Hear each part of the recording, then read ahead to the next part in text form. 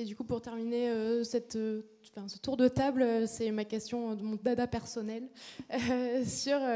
Tu parlais de ce qui n'existe pas encore. Aujourd'hui, c'est ce qui se déploie de plus en plus. On parle d'IA agentique, qui est donc capable de comparer les offres entre elles, de réserver à la place du client, du voyageur.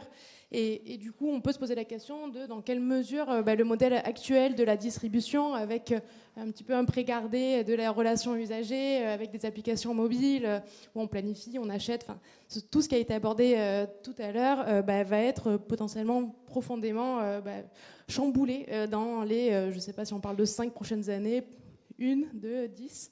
Mais du coup, quel est le risque un petit peu de désintermédiation, notamment contractuelle, de perte de contrôle pour les AOM, de neutralité, on parlait aussi de souveraineté. Ces agents aujourd'hui sont pour la plupart déployés par des entreprises extra-européennes. Ça, du coup, c'est l'effet un peu négatif, mais en positif, quelles sont les opportunités pour simplifier cette fameuse expérience voyageur, améliorer l'intermodalité, le bout en bout. Et on peut commencer par ça déjà. Alors oui, je pense que c'est une question vaste. Après, se poser la question du rôle de l'IA sur l'évolution de la distribution, aujourd'hui, je trouve, serait un peu comme se poser il y a une vingtaine d'années la question de est-ce que Internet, est-ce que le mobile va faire évoluer la distribution ? Oui, la réponse était claire. La question, c'est comment ça peut la faire évoluer d'une façon positive ou négative, et comment éviter. On voit bien on va dire les externalités négatives de l'IA, qui peuvent être de créer des biais, de créer des hallucinations, de créer des dépendances à des acteurs qui ne sont pas forcément alignés avec nos enjeux territoriaux, nationaux. Donc la question, c'est sur quel socle va s'appuyer cette IA et comment on la rend transparente plutôt que d'en faire une sorte de boîte noire en laquelle on va avoir confiance pour nous faire les meilleures propositions. Donc voilà, moi ma conviction là-dessus, elle est très profonde. Je pense que l'IA, elle est déjà en train de modifier la distribution et les mobilités. Nous, on le voit au quotidien avec les clients avec qui on travaille.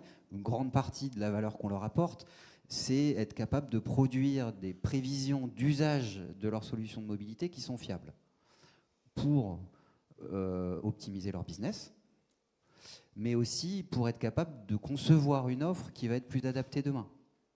Donc l'objectif du service qu'on rend, c'est pas que de dire comment moduler vos tarifs de façon pertinente au regard de la prévision de demande et de son élasticité sur votre futur plan de transport, c'est aussi comment réadapter ce plan de transport au regard de la façon dont il a été utilisé, de la façon dans laquelle certains services sont saturés, et comment, au travers d'une meilleure interface entre vos solutions d'inventaire et vos solutions de prédiction, d'IA, de revenu management, comment une meilleure circulation d'informations entre ces deux couches-là va vous permettre demain d'organiser un service de transport qui est plus efficace, qui sera de nature à davantage équilibrer les besoins de déplacement, qui facilitera l'utilisation de leviers qui vont dans ce sens-là au quotidien par les autorités organisatrices ou les opérateurs.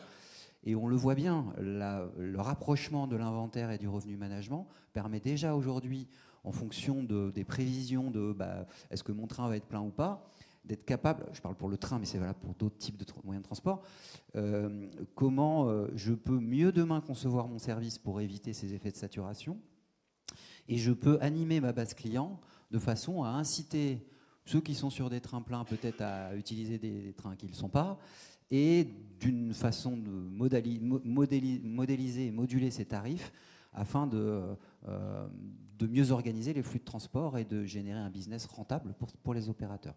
Donc on est déjà au cœur de cette transformation aujourd'hui, et effectivement demain, et c'est là où on revient quand même aux notions de standards, je crois qu'au SDM, je ne suis pas sûr qu'on ait prononcé ce mot-là, mais c'est quand même une notion qui me semble au cœur de ce qu'on peut imaginer demain si on veut rendre interopérable l'ensemble du système. Il y en a d'autres, il y a le NETEX, il y a des sujets sur lesquels on peut s'appuyer pour organiser le système de mobilité d'une façon plus interopérable demain. En tout cas, Wireman fait partie des acteurs qui mettent l'IA au cœur de la transformation des mobilités.